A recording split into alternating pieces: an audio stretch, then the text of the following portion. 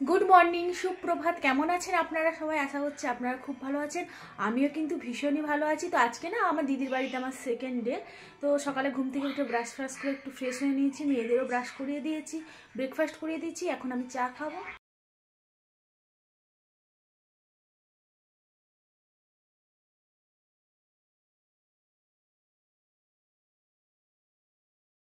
আমি টেবিলে বসে চা খাচ্ছিলাম, আর এদিকে মিলি না অনেকগুলো বল একসঙ্গে পেয়েছে, নিয়ে না সারিবদ্ধভাবে বলগুলো লাইন বরাবর রাখছিল, আবার নিয়ে নিয়ে ঝুড়িতে ভরছিল। ও বল নিয়ে খেলতে ভীষণ ভালোবাসে। এভাবে বল নিয়ে ও অনেকক্ষণ ধরেই খেলছিল।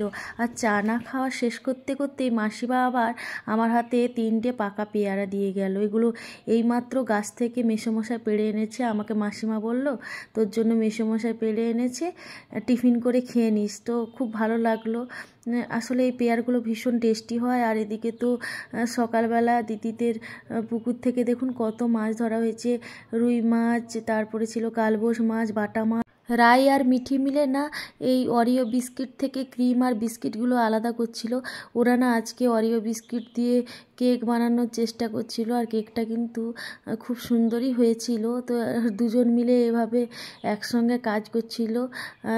তারপরে আবার ইনো দিয়েছিল। ইনো দেওয়ার পরে না ওটা মাইক্রোওভেনে খুব সুন্দর বেক করেছিল। কেকটাও কিন্তু খুব সুন্দর হয়েছিল। আর ওরা দুজন মিলে কিন্তু খুব সুন্দর করে ডেকোরেশন করেছিল। মানে ওই যে বিস্কিটের মাঝে ক্রিমগুলো ওরা আলাদা করে রেখেছিল, পরে না ওই ক্রিমগুলো দিয়ে খুব সুন্দর স্মাইলি, তারপর হার্ট শেপ দিয়ে, জেমস চকলেট দিয়ে না খুব সুন্দর ডেকোরেশন করেছিল। আর না চকলেট সিরাপ দিয়ে, তারপরে কালকে যে মাসিমার বার্থডের কেকের হ্যাপি বার্থডে তুলে রেখেছিল, ওটা দিয়ে খুব সুন্দর করেছিল। আর কালকে যেহেতু খুব হিজিবিজি খাওয়া হয়েছিল, তাই দিদিকে বলছিলাম লাইট করে ব্রেকফাস্টের আয়োজন করতে।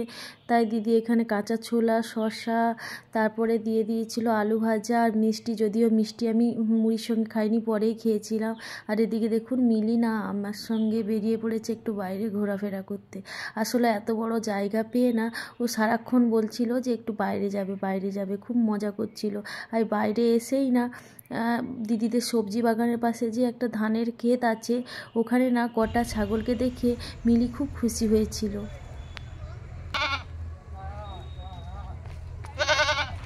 শীত মানেই কিন্তু নলেন গুড়। আর এইভাবেই খেজুর গাছ থেকে খেজুর রস সংগ্রহ করেই কিন্তু খেজুর গুড় তৈরি হয়। এখানে দেখতে পেলাম খেজুর গাছে এভাবে সংগ্রহ করা হচ্ছে। আর এই পুকুরটা দিদিদের ভীষণ বড় পুকুর, দুদিকে দুটো ঘাট আছে। আর এদিকে দেখুন এদের না প্রচুর নারকেল গাছ আছে।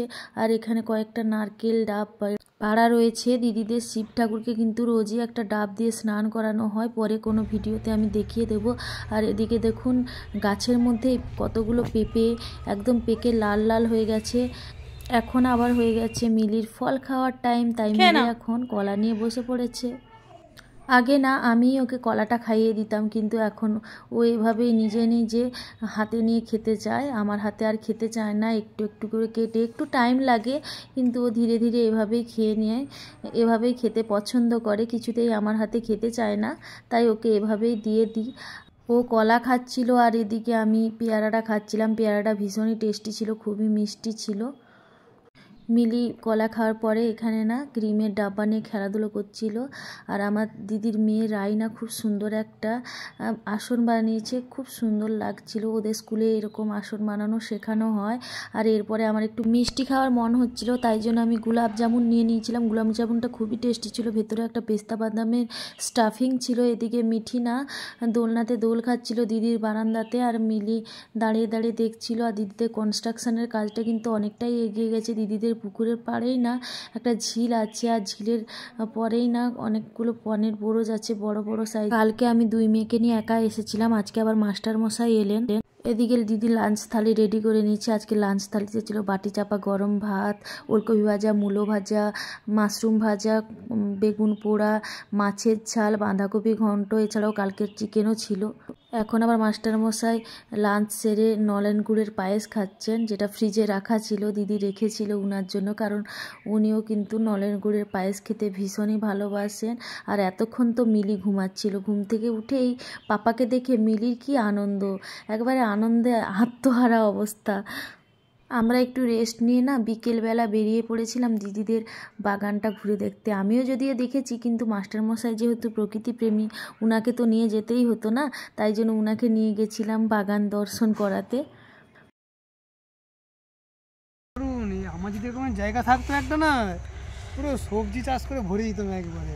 হ্যাঁ, কি সুন্দর সবজি একবারে।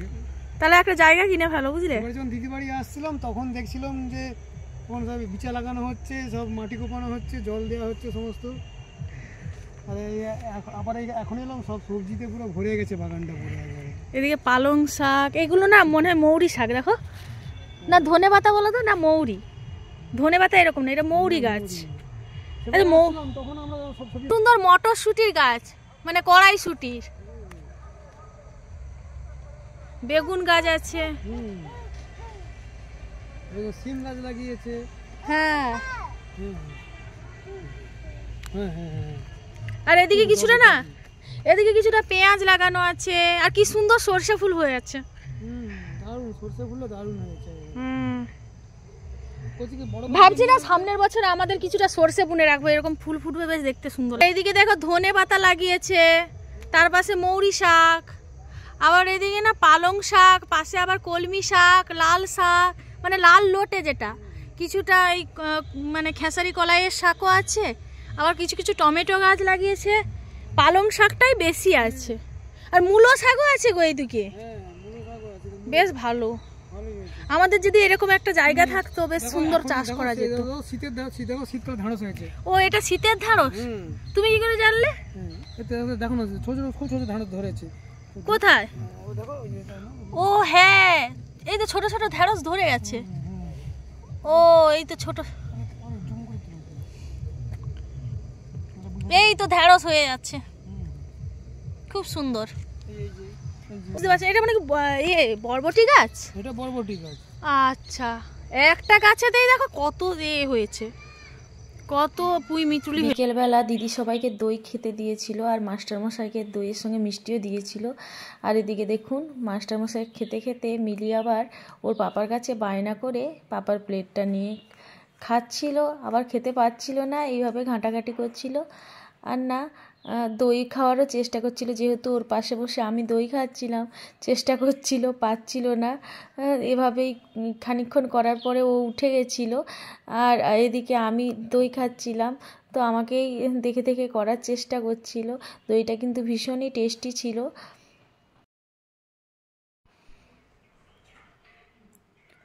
আর এরপরই না বিকেল বিকেল আমরা বেরিয়ে পড়েছিলাম একটু ঝিলপাড় ঘুরতে। ঝিলপাড় ঘুরতে ঘুরতে না আবার একটু সন্ধে নেমে গেছিলো, আর মাস্টারমশাইও কিন্তু ঝিলপাড় ঘুরে বাড়ি চলে গেছিলো। আর এদিকে দেখুন, বাচ্চারা না রাস্তায় আবার একটা দোকান থেকে চিপস আর চকলেট কিনে এরকম খুশি হয়ে হয়ে ছুটে ছুটে আসছিলো। সন্ধেবেলা বিশেষ কিছু খাইনি, খালি 1 কাপ চা খেয়ে চলে গেছিলাম ছাদে। আর ছাদে চলছিল মিঠি আর রাইয়ের দেওয়ালি সেলিব্রেশন। মিলি কিন্তু এগুলো দেখে ভীষণই ভয় পাচ্ছিল, তাই আর আমি বেশিক্ষণ থাকতে পারিনি। আর যেহেতু দেওয়ালিতে ওরা 2 বোন একসঙ্গে থাকে না, তাই এভাবে পরেই ওরা সেলিব্রেট করছে, খুব আনন্দ পেয়েছে ওরা। আর আজকে রাতের ডিনারে না মাসিমা বানিয়েছিল সরু চাকরি আর ক্ষীরে স্টাফিং দেওয়া পাটিসাপটা, যে দুটো কিন্তু দুর্দান্ত লেভেলের টেস্টি ছিল। তো সবাই মিলে খুব খুশি খুশি আমরা গল্প করতে করতে খাওয়া দাওয়া করছিলাম। আর পিঠের সঙ্গে যদি এরকম ঝোলা নলেন গুড় হয় তাহলে তো কোনো কথাই হয় না, তাই না? আর আজকের ভিডিওটা আমি আর লং করছি না, এখানেই এন্ড করছি। আর যারা আমার চ্যানেলে নতুন, অবশ্যই আমার চ্যানেলটিকে সাবস্ক্রাইব করে আমার পাশে থাকার অনুরোধ রইল। ধন্যবাদ।